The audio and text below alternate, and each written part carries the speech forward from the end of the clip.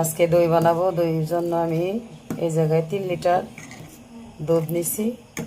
3 litre দুধ ভালো করে আমি একদম ঘন করে জাল দিব। তারপর পর্যায়ক্রমে আমি কীভাবে দই বানাই আপনারা দেখতে পারবেন।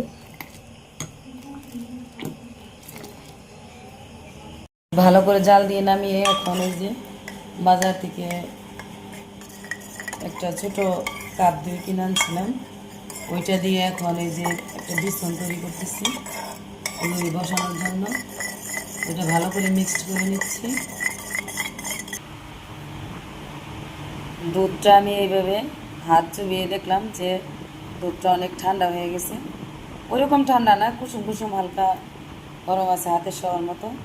এই পর্যায়ে আমি ওই বেসনটা দিয়ে দেব।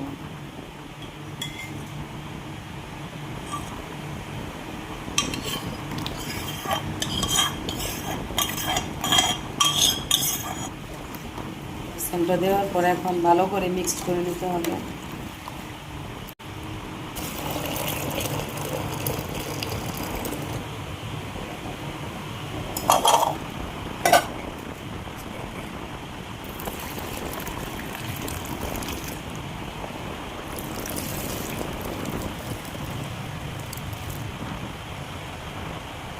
বিসমিল্লাহির রহমানির রহিম।